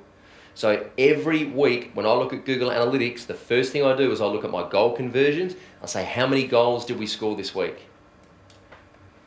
Okay, so if there's only one thing that you can look at, if you've only got time to look at one thing every week, make sure you are looking at your goal conversions in Google Analytics. Because I was talking to a lady at a conference recently who was asking me about Google AdWords, and she said, you know, how can I make my Google AdWords better? I'm paying these guys in India to run my AdWords. I'm spending $800 a month on the ads, and then, you know, $120 a month or whatever for them to manage it. She said, how do I make it better? And I said, okay. You get your Google Analytics reports every week. And she said, yeah. And I said, you've got your goal conversion set up in Google Analytics so that you know when someone clicks on an ad and they land on your website, whether or not they're taking the action you want them to take. She said, yeah, that's all set up. And I said, you're reading these reports every week? She said, no. I said, why aren't you reading the reports every week? She said, because I don't know what they mean. And I said, can I have $800, please? Because clearly you've got it to burn. What do you mean you're spending $800 a month on ads and not tracking whether or not they're converting? Are you nuts? If you don't track goal conversions, how the hell do you know whether or not what you're doing is working? I'll put my hand up. I've been guilty of doing stuff for the sake of saying that I'm doing it. Do you do that? Yeah, I do that. Yeah. I've been guilty of that. Yeah. Because people have told me to do it. But then it's a bit empty, isn't it? It's it doesn't make any sense. So that's a trap that I fell into, that I don't do it anymore, but I have been guilty of that. Yeah. So so you know, you can't measure everything. We haven't got time to measure everything. So just work out the one metric that, if improved in the next 30 days, would add the most value to your business. So for example, it might be increase my sign-up rate for my free ebook by 20% by the end of the quarter. Yeah, because I know that the more people that sign up into my database, the more customers I'll end up with eventually. So it's really important for me that I keep getting, you know, I'm getting about 50 email addresses a day at the moment from our website. If I could get that to 100, happy days. Beautiful. Question just on those pages and the sign up. What are your thoughts on, like, they fill in the email address and then they get to the book immediately, or the website sends them an email and they need to confirm? So what you're talking about is this thing called double opt-in. So some email database systems require, if your customer signs up and joins your database, that they then get an email that they have to click on to doubly confirm that they've given you permission to email them. Aweber does that. You have to, if you set up an account with Aweber, you have to be careful, because if you turn that on, if you say yes, double opt-in, they get a confirmation email, then you can never turn it off in your Aweber account. If you set up what's called single opt-in when you first open your Aweber account, then you're sweet. You don't need double opt-in. Okay, if anyone tells you that you must have double opt-in by law, it's bullshit. You do not need double opt-in. And I can tell you now, you will lose about 30 to 40% of your database by forcing them to double opt-in, because the confirmation email they get will go to their spam folder and they'll never see it. Yeah. So single opt-in is cool. If you meet someone at a conference and I say, hey, here's my business card, I'm really interested in what you're doing, keep in touch, you can add me to your email list and you can email me. I've given you permission.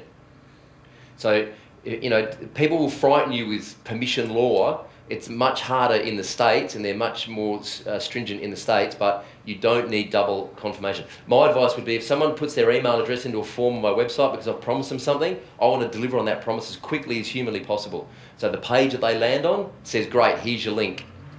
Download it right now. All right.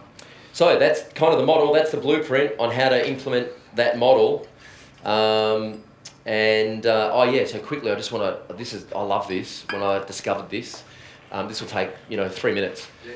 I hate typing. I'm really bad at it. I'm a total numpty on the keyboard. I use these two fingers. I don't mean to be rude, but I use these two fingers to type, and I'm like this, and it hurts, and I'm really bad at it. But I love producing content. I enjoy talking. So I put this thing together, this process together, which I call the content creation machine, which allows me to create lots of content really quickly. And it just goes like this. I collect headlines everywhere I go, every time I talk to people at conferences, every time I email my customers, everything in my business, I'm constantly collecting a headline for an article or a video or a podcast or something, right? And little headlines just like, you should do this because this benefit. So, or here's how you'll benefit from this. Just some little headline, some little idea. And I just park them in a little app I've got called Evernote, which I can use on my iPhone or the computer, yeah? So I just park headlines whenever I can. And then I schedule time throughout the week to create my content. So I just go through and drill through my headlines and go, yep, I like that one. I'm going to write something about that. And then I get my smartphone out and I talk into my smartphone, or I just talk into my computer with a little headset, and I just record my blog post as if I'm talking to someone, as if I'm talking to a customer. And then I send that off to a website called SpeechPad, and for $1 a minute of audio, they'll transcribe it into text. Told ya. Man, it happens every time. We could have put money on it. Every time I show this, people, the penny just drops, you know. Can you believe that?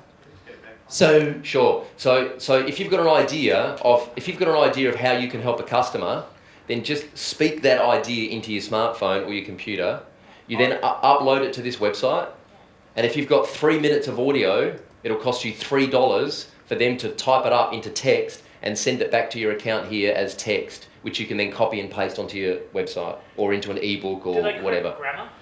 They're really good. They take out ums and ahs. They correct grammar. They don't rewrite your article. They'll transcribe what you say, Yep.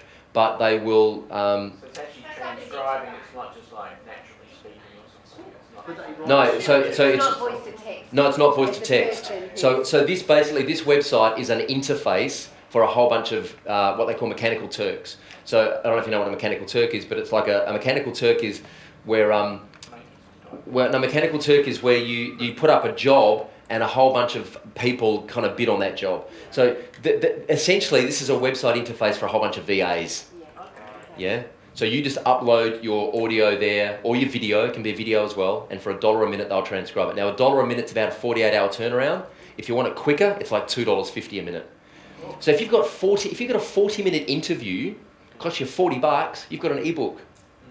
So I can interview Stephen for 40 minutes. $40 later, we've got an ebook. We've got enough content for an ebook. just from your experience as well, 40 minutes of voice equates to, is that 40 pages of script? That's a really good question. I don't know the answer to that. Okay. Yep, no. But anyway, it's going to be substantial anyway. Absolutely. Yeah. Like usually a 3-minute audio is enough for a blog post for me. Yep. So guys, we've been talking about being industry leader in everything we do, and everybody in this room, it's about being industry leader. Who in your industry does this? If you look at me and say no one, be the innovator. Remember, we'll say that, not the imitator. And so here's an idea. When people say to me all the time, I don't have time to produce content. Bullshit, you don't have time to produce content. Sorry, but Friday night while you're watching the footy or doing whatever you're doing, or Sunday afternoon while you're sitting out in the back garden reading a book, you've got an idea of how you helped a customer last week, record it, record 3 of them into your iPhone. You've now got 3 blog posts. That's 3 weeks of content. And who loves content? Google. Upload it. We're getting some amazing tools. All right, we're going to help someone in a second. This is just a little detail question, but do you speak your punctuation? Or No, you don't have to. Okay. Hi, It's my not- name's it's Stephen not like Dixon, great- comma. It's, yeah, right. No, I actually Really do enjoying- that. So you- when I send it to my VAs, I speak the Yeah. punctuation. Really? Yes. So Yes. So I there is want it right. so there is software like Naturally Speaking or Drag and Dictate, which you can use And you do as have well, to which does that, remember. where you speak and your computer automatically dictates for you. I just prefer to use this because I can't be bothered with the grammar and stuff. And the more you work with these guys, the better they get at understanding your rhythms, and the better that they get at kind of working out, your speech patterns. And it can be editable, can't it? If Absolutely, they just send it back as text. Yeah. You just read through it and go, okay, well, that's wrong, that's wrong, that's wrong. You can re-edit it and get ready. So then publish it to your website, to your blog, which is again a whole other session. But the reason that you've got to have your website and your blog is because it's the only online asset that you completely control 100%. If you build your whole online marketing strategy around Facebook, and you wake up one morning and they've changed the rules, you're in strife, or Google, for example. And that happens. It happens all the time. So your website, your blog is the only online asset that you can absolutely control 100%. Publish it to your blog and then use something like Hootsuite, or my preference is Sprout Social. For $9 a month, share it around through social media and track it. See who's engaging with it. Have a look at gender demographic breakdowns of who's engaging with your content, who's liking it, who's sharing it. And, that's your content creation machine. Sprout Social. Sprout Social is like, it's kind of like, is it you guys use Hootsuite at all? Hootsuite. So Sprout Social is like a grown-up version of Hootsuite. Yeah. Um, It's the same sort of thing, controls your social media. Social media, Um, tweets and Facebook posts worth. Oh, wait, yeah. But yeah, you can do it. So, you know, really simple. Collect headlines, capture your content in a smartphone or a video, get it transcribed, publish it and share it. Yep. All right, cool. We've gone a little bit over time, but do you guys still want to get someone up here to do a case study? Yeah, Emma. Well, I've actually already pulled it out of the hat. It's actually Daniel McAllister. Would you like? Sweet. Dan, would you want to come up here? We're going to have a look at your website. I'm sure he's actually going to do some... Have we got Wi-Fi here? we do. Great. Place to start, mate. Lots to do. Hey, All right, Dan, this is Troy. Troy, this is Dan. hey Dan, how are you? Nice to meet you. There's our code. So let me just hop out of here. What's he using for his website? Come and have a seat, Dan, in the hot... Congratulations. And what's the Wi-Fi? Here's one. Public access. Whatever you like. What's the Novator Wollongong? Daniel's very kindly volunteered to have a look at his online strategy, and we'll have a bit of a live kind of case study on what he can do to start improving. So tell me, what is it you're trying to achieve? Just to have a website, to be honest. Okay. Yeah. Well, you've got a website, so Yeah. job done. Unreal. Good stuff. Hey? How quick was that? Yeah. It was just so So- relate back to so I'm a genuine landscaper that people believe that's what I do. Yep. So I just want to put a few photos, even though they're not the ones they're probably about 2 years old. Yep. It's just to sort of just to prove that I'm actually a landscaper, to give me some Credibility. credibility. Yeah. Okay. So what do you think people are going to want to do when they visit your website? First of all, how do you get leads? How do you get new clients? Is it word of mouth? Yeah, word of mouth. Okay. All the time. And why do you think someone's going to visit your website? If someone says, Daniel from Independent Landscapes can look after your landscaping, you make an assumption that they're going to go and look you up online? Yeah, just Yep. for them to actually look my name up online, not Yep. as if for a recommendation, really. Okay. Yeah. And so what do you think they want to achieve when they land on your website? Just What- my contact information, that's what I was sort of the only thing I was planning on at that stage. Yep. So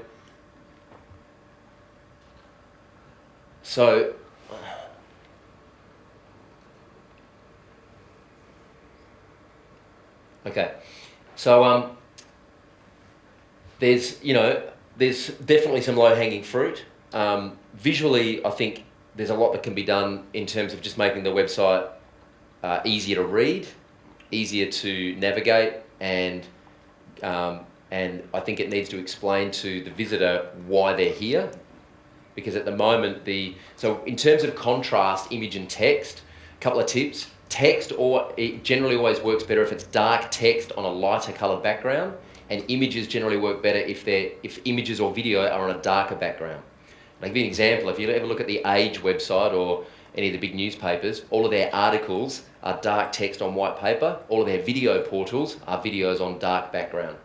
So images and video on dark backgrounds. Text, definitely dark text on a lighter background. And the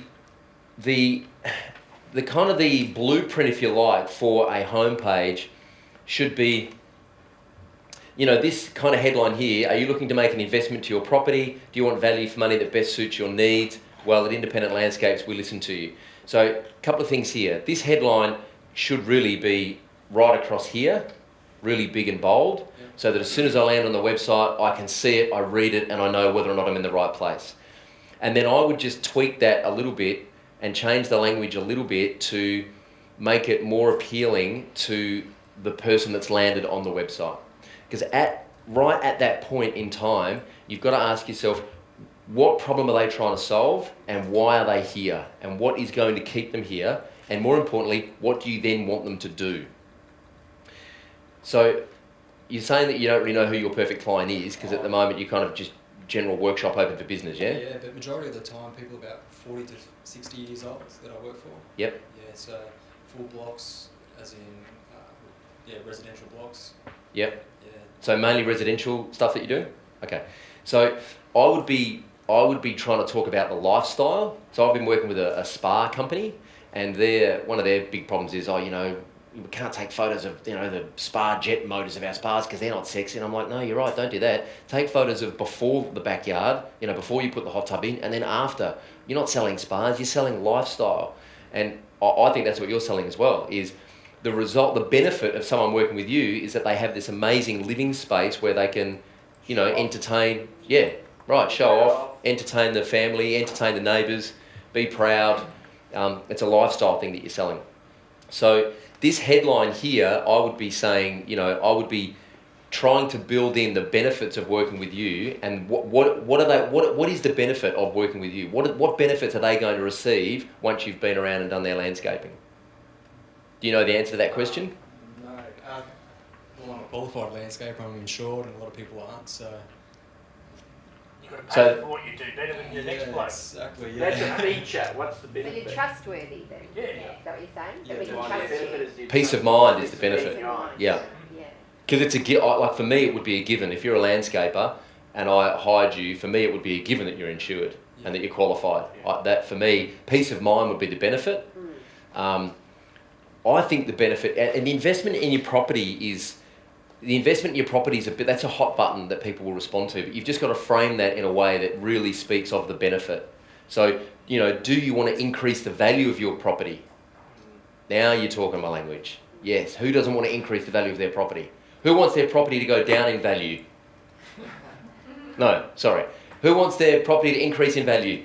Yes, right. So that might be an instant benefit. Are you looking to make an investment in your property? Would you like to increase the value in your property? Yes. Just a very slight tweak, but all of a sudden, it's more captivating. So get that benefit-driven headline right, and then what is it you want them to do on this page? What action do you want them to take? What do you want them to do? Do you want them to Probably fill out the contact us form? So here's an idea. Instead of putting your contact form on the contact page, why don't you put your contact form on every page and just make it a name, email form, name, email, and get in touch. You don't even necessarily have to offer a free download. Is there a WordPress plugin for that? Yeah, there are WordPress plugins for just about anything. Yeah, that's what I was Yeah. thinking. But to actually get that in the bottom box as such in your footer, Yep. to put a contact stuff, Yep. Great.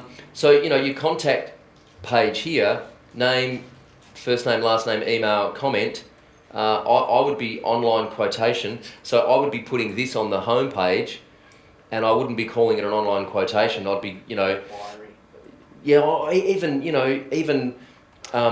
Ask us. like find out how you can increase the value of your property.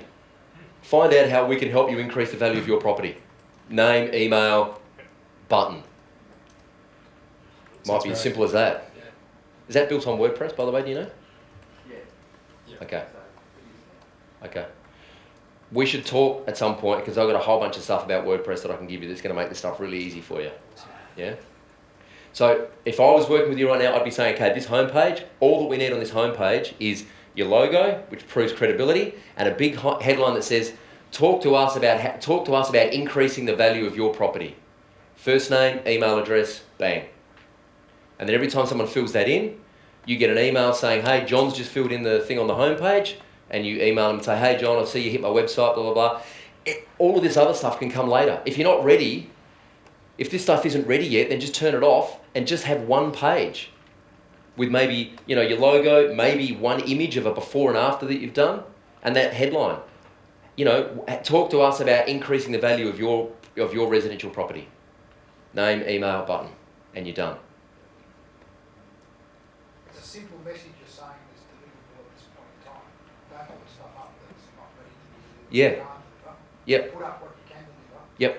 Which might just be one image. Yep. I'll just give you a quick example. I'm happy to share this with Stephen so you guys can all get it. But I'll just show you this. I'll just show you this graphic that is the anatomy of a perfect landing page. And and again, we've kind of touched on this, but I'll just show you again. A nice looking headline, an image or a video, benefit, benefit, benefit, call to action, and if you can, testimonials and social proof. Yeah. So that I'll share this with Stephen. It's if you just Google landing page KISS metrics, KISS as in keep it simple stupid metrics, KISS metrics landing page, you'll find that is the basis of a perfect landing page. So if you can't do anything else, just model it on that, and I'll show what it looks like in real life. Okay, so just read that headline.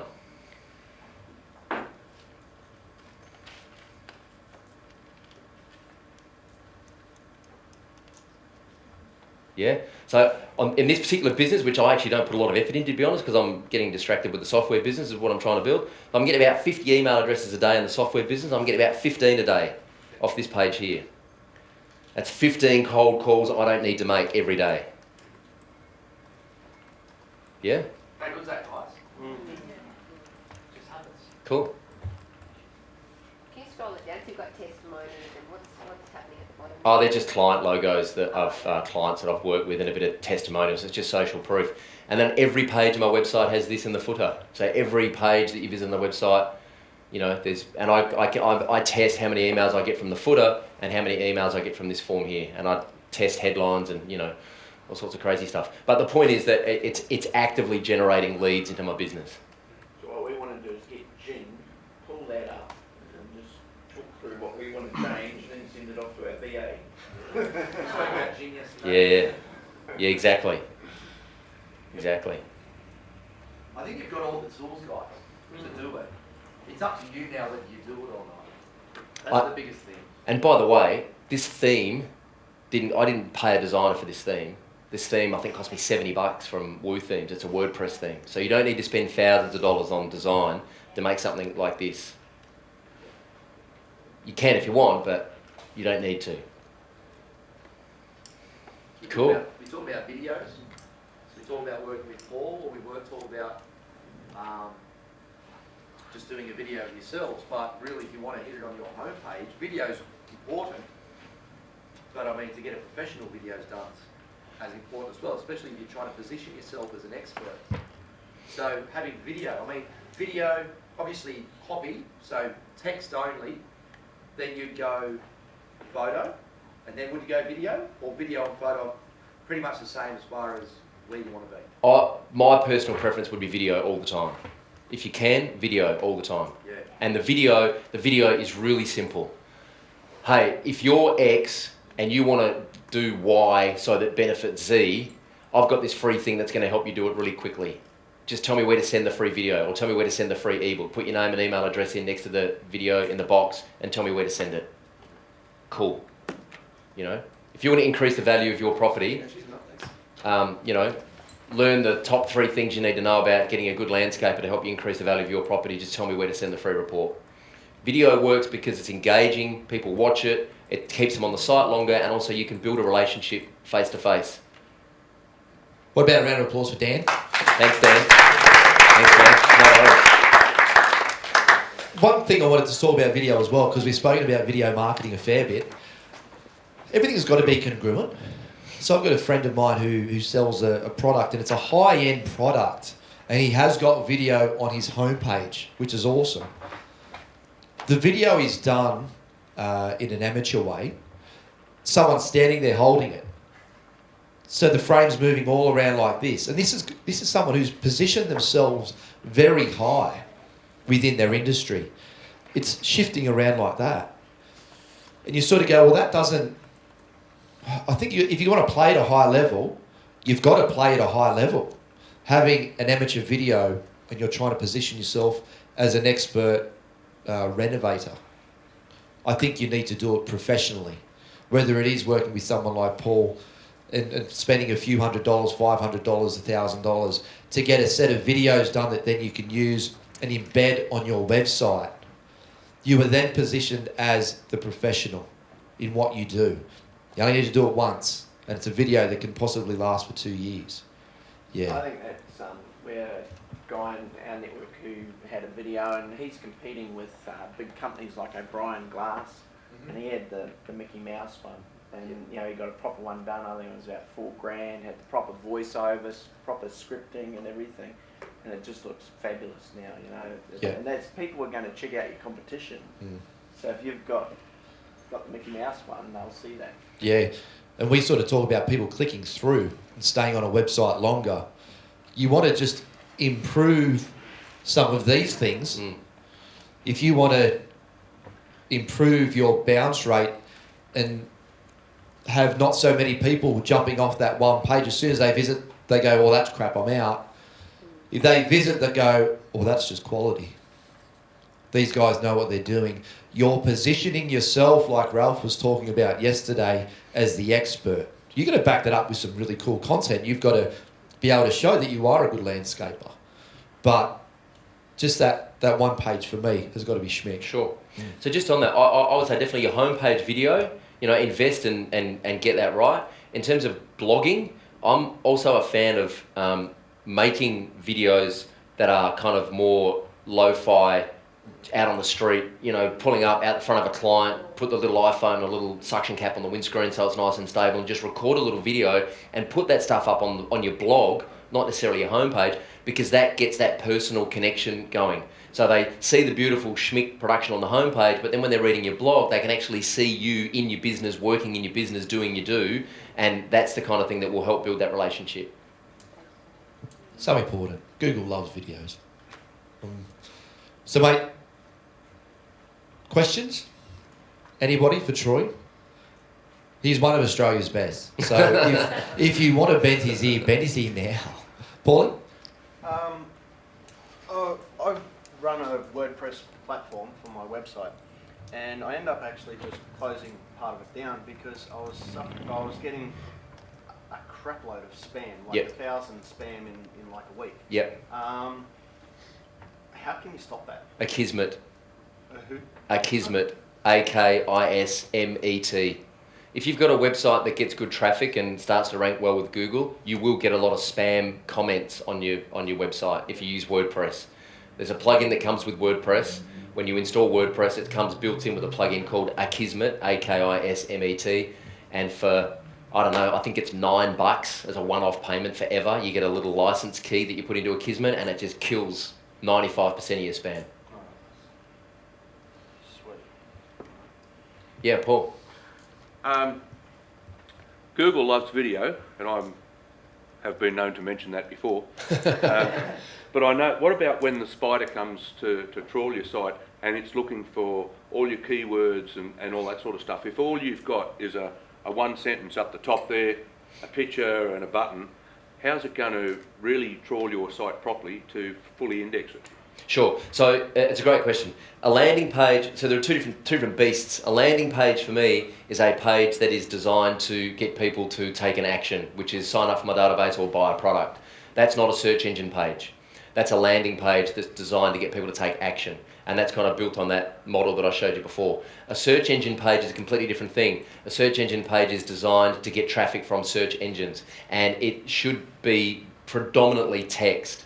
Yes, you can use video and images, but it needs to have at least 300 to 500 words, and it's got to have your keywords in the right spot to rank well on Google. So the idea is that you get traffic from search engines through those search engine pages, and then while they're on that search engine page, in the right-hand sidebar or down the bottom, it'll say, hey, if you want to learn more about this, check out this webinar we've got. And they click on that, then they go through to the landing page where it's got your video that says, we're running this free webinar about blah, blah, blah, where you're going to learn X, Y, Z, sign up here. Okay. Yeah. So your web page is actually not your landing page. Is that what you're saying? Or? So a landing page is just a web page in your website that is designed to get someone to take the action that you want them to take. Whereas your search engine pages can be blog posts or just other article pages or information pages in your website, but it all lives in the one website. But they don't have to be visible pages neither. Okay, you can have articles that aren't even visible to the public that Google will still, spiders will still crawl and breaks you off. So some articles don't make much sense, am I right in saying? Correct. You know, so some actually don't make much sense. They just help you. They've got the keywords like I was speaking to you about before that you can research on Google AdWords and the keyword thing next. Yeah. And you know what? If you, so here's the skinny, right? I use a company in India to do all my SEO, and they cost me I think $250 a month. and I get like 10 or 15 keywords, and I'm on page 1 of Google for those 10 or 15 keywords, and that's just a constant trickle of traffic into my, you know, you guys, if you guys want to learn how to do this yourself, go to this website, seomoz.com, not associated at all, just love them. They know everything about SEO, but you know what I would do? I would just outsource it. I'd just punt it to someone who knows what they're doing, who's got the system set up to do Is it. that who you're using?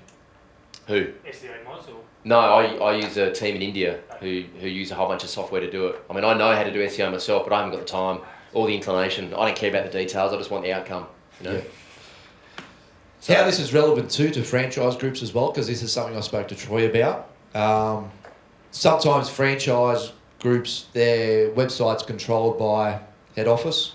And that's why I chucked everybody's sort of hat in the ring as far as getting an opportunity to come and sit up here and get it done.